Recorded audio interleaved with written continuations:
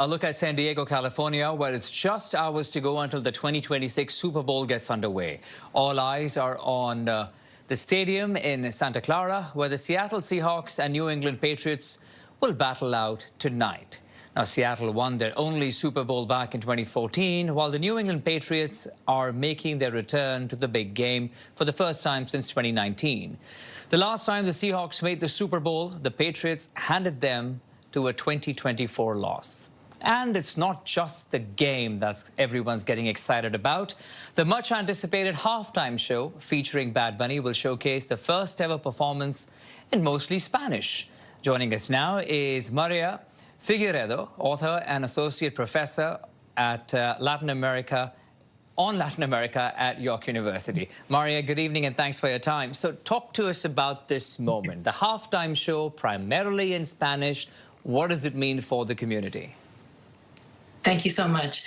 What's so significant about Bad Bunny performing on a stage like the Super Bowl halftime show is that Latin music and Spanish language music in particular is no longer being presented as a crossover or a novelty. It's really being centered as part of the mainstream cultural conversation. And it's interesting that an artist like Bad Bunny is key because he doesn't dilute his language or his cultural references for a global audience. He performs in Spanish, draws on Caribbean and Latin aesthetics, and trusts that the audience will meet him there. That's a powerful shift in how culture circulates today. You bet. Now, we know that Bad Bunny, of course, won Grammys last Sunday as well, 3 Grammys. He has had a strong message as well, you know, in terms of U.S. immigration operations and his acceptance speeches. What do you hope to see, or in terms of his messaging in halftime tonight? So what we're seeing, I think, for many Latin communities and what Bad Bunny is representing, and he's taking very seriously as being a representative, is that culture has become one of the most physical spaces where social tensions can surface.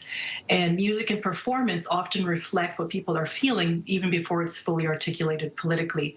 And artists like Bad Bunny don't necessarily offer solutions, but they make visible this reality. So that kind of visibility is deeply meaningful, and it affirms a presence at a time when many are feeling excluded or targeted.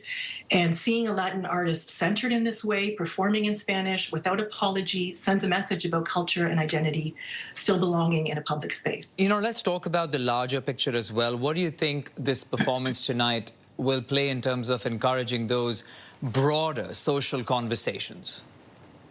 I see it as cultural first. I see it as a culture never separate from politics, but music always carries emotion, memory, collective experience. And when an artist like Bad Bunny performs on a global stage, it becomes a cultural statement simply by existing, even without explicit slogans. And that idea then is what we're seeing as this shift that Bad Bunny is representing on visibility, not music as spectacle, but really about representation, and that carries real symbolic weight in the world. I have a question for you. Any favorites that you have of Bad Bunny you'd like him to perform tonight? Yes. Tell me. I do have a favorite. It's Debí tirar más fotos. I should have taken more photos because it's such a strong link to the cultural memory and dignity and tradition of Puerto Rico, and this idea of archiving culture, this also idea of the importance of our roots and of the origins, where we come from, and how language is so intertwined with that. Okay, we'll leave it at that tonight. Of course, all eyes on the game and the performance as well. Maria Figueredo, also an associate professor on Latin America at York University. Thank you for your time, Maria. Thank you very much.